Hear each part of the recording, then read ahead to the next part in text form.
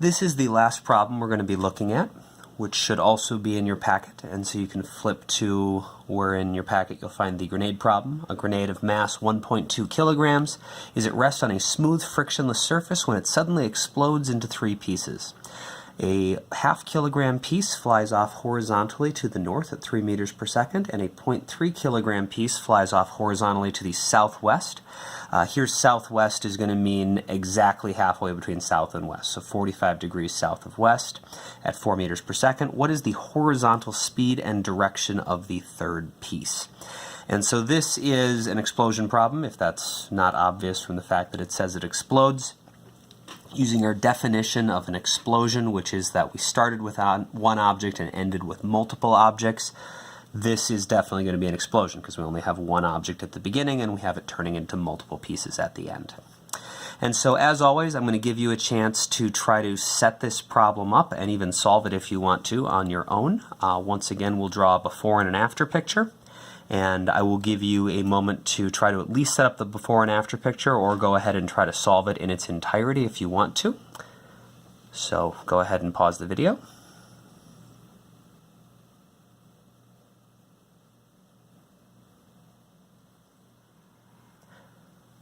Okay, so if we are going to draw this, my before picture is just a grenade sitting at rest, which is pretty boring. I have my grenade, and I know that its mass, and I'm going to call this the total mass because I know that it's going to split into multiple pieces later, is 1.2 kilograms. And also we know that our initial velocity is 0 because it says we are starting at rest. Afterwards, things are a bit more complicated.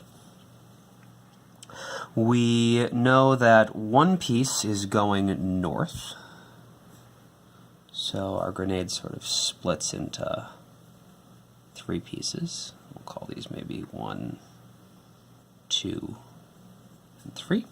And piece 1 takes off to the north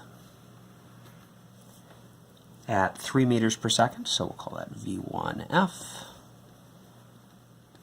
3 meters per second, and the mass of piece 1 was 0.5 kilograms. Piece 2 is the one that goes off to the southwest, and that was, we said, at exactly 45 degrees. So V2F is going to be 4 meters per second, and we know that M2 was 0.3 kilograms. And then we're going to have one last piece. Now, if everything started at rest, and we had one part go up and one part go this way, we know that our total momentum before and afterwards has to be constant. And so if our initial momentum was 0, because everything was at rest, all of our momentums here have to cancel out. And so hopefully it's at least a little intuitively obvious that if one part's going this way and one part's going this way, if everything's going to add up to 0, our last piece has to be going off somewhere into the southeastern quadrant somewhere. And so we'll draw that in. Piece 3. And we don't know exactly what direction that's going. That's what we're trying to find. We need to figure out both its magnitude and its direction, so we need to know what this angle is and what the actual velocity is. Once again, we can use conservation of momentum but not velocity in order to solve this. And so just like in the previous problem where we did the perfectly or completely inelastic collision with the football players, and although our initial diagram had velocities, it was actually more helpful to draw a momentum diagram. We'd like to redraw this using the momentums. And so once again, I'll give you a chance to try that. So go ahead and pause the video and redraw your after picture in terms of momentum.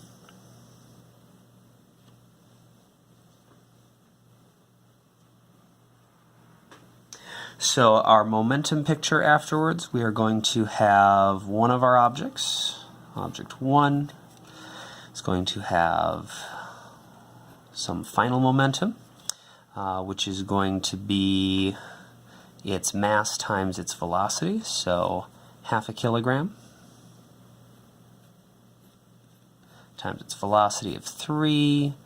We're going to have a momentum of 1.5 kilogram meters per second. We're going to have our next object was going southwest, so at 45 degrees. And again, momentum and velocity always have the same direction, so we can draw this at 45 degrees as well.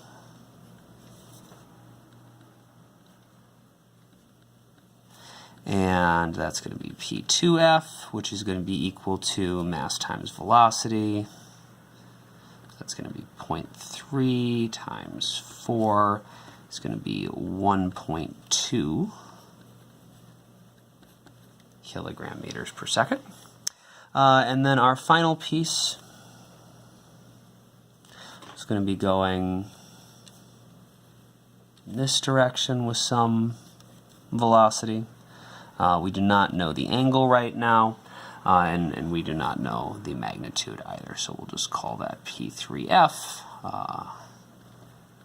equals question mark, because that's what we're looking for.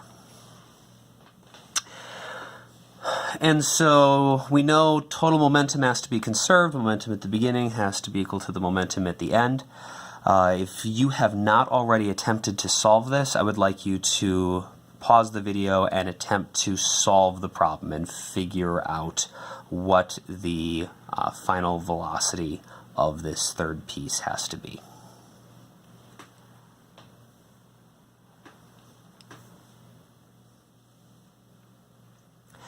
Okay, so there's two parts to this that we need to think about. One is the momentum itself is conserved, but to eventually turn the momentum once we find it into a velocity, we're going to need to know the mass of the third piece as well.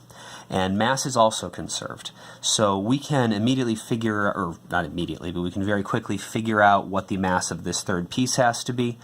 For some of you it might be really obvious, but we can go through the work. We know that mass is conserved. So the total mass at the beginning has to be equal to the sum of all the masses at the end. Our mass at the beginning was 1.2 kilograms.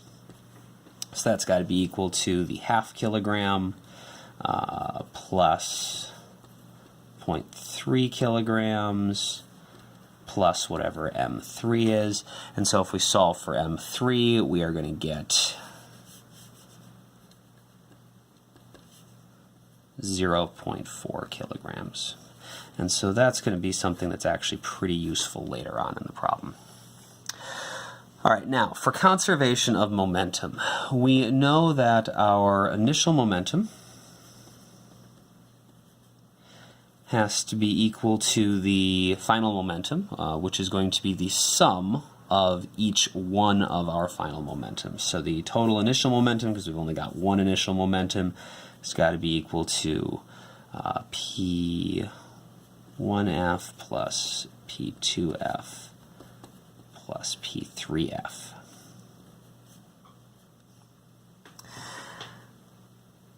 This is a little complicated to try to deal with since we have two dimensions though, and we have a whole bunch of things we'd have to add together, and so we're going to break this into our x and our y directions. So I'll deal with the x direction and the y direction separately. Again, this may not have been a step that was obvious to you, and so if you didn't quite get to this point, or if you got to around here and you got stuck and you have not solved this problem yet because you didn't realize we needed to look at the x and the y direction, once again, I'd like you to try this on your own, so I'll give you a second to pause the video if you need to.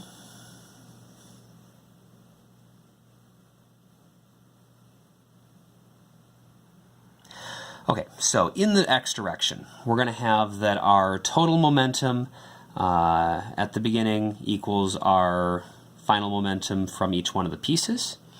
So in the x direction, we're going to have the initial momentum in the x direction is just 0. The x direction momentum for object 1. Object 1 is only going north. It only has a y component. It doesn't have an x component at all. And so that's going to be 0 as well. Momentum 2, though, does have an x and a y component. It's going to be going both this way and this way. And so we can find P2 Fx using cosine. It's just going to be P2F cosine 45. And that is in the negative direction. And so if the magnitude is P2F cosine 45, I actually want to subtract that over here where I am adding all of them together, because this is, again, just a magnitude. I need to make sure I keep track of my direction when I'm working with the momentums over here. So that's going to be minus P2F cosine 45 plus whatever my momentum in the x direction for P3F is going to be. And since I figure it's going to be going this way,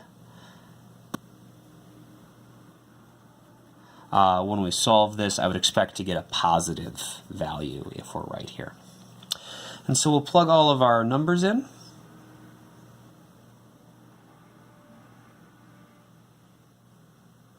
And we'll get P3 Fx is equal to 0 and 0 go away. We're going to have to add this to each side, so we'll get just positive P2F in the times cosine 45, which is going to be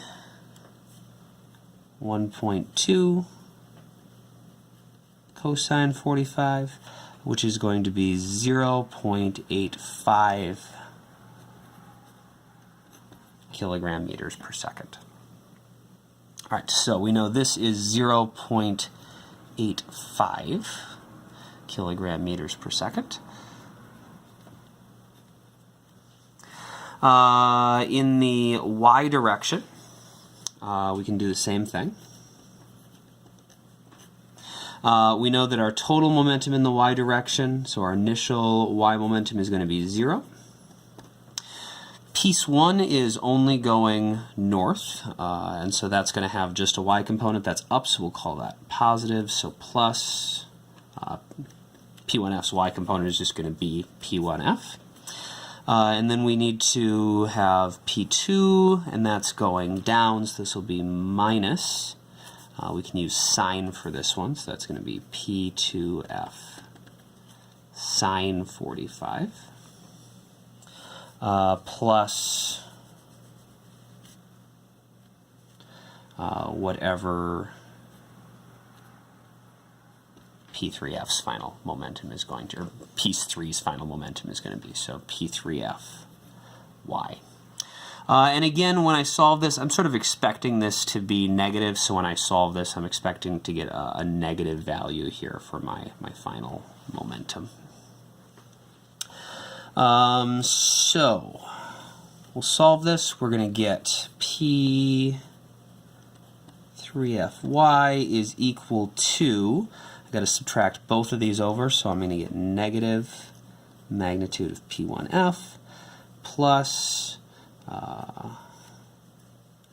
we're subtracting it over, so now instead of being negative, it's going to be positive. Magnitude of P2F sine 45, which is going to be, this was 1.5, so negative 1.5 plus 1.2 sine 45 is going to wind up giving me negative 0.65 kilogram meters per second.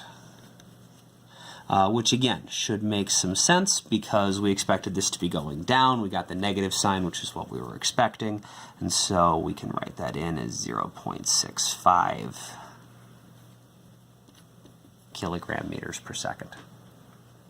All right, at this point we're almost done. We know the components, the x and the y component of piece 3's momentum. And since they make a nice little right triangle, we can just quickly find the hypotenuse using the Pythagorean theorem. So the magnitude of P3F is going to be its x component squared plus its y component squared square root. And we'll get the total momentum of piece 3 is going to be the square root of 0.85 squared plus 0.65 squared is going to come out to be about 1.07 kilogram meters per second. So I can add that on here if I want. The angle is going to be the arctangent opposite over adjacent, 0.65 over 0.85. That's going to be about 37 degrees.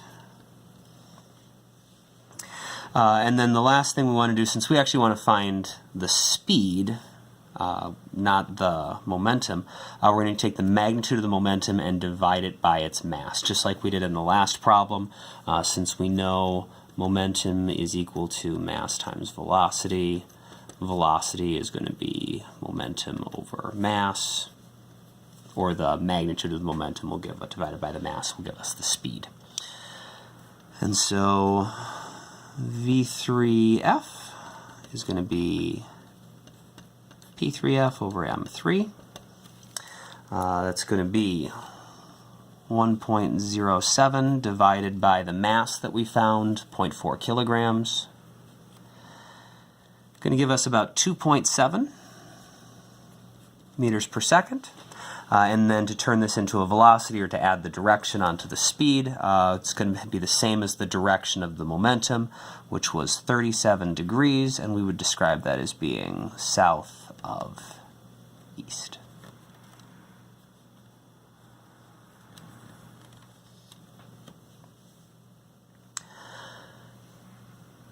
And so that's about as complicated as we can get, where we're working in multiple dimensions with more than two pieces. But as long as you go through it with the same process that we attacked all of our other problems, they should be doable. Your homework to practice this, and your last piece of homework for our snow day, is going to be the other problem that's on the same page as the grenade problem. It is the bomb problem.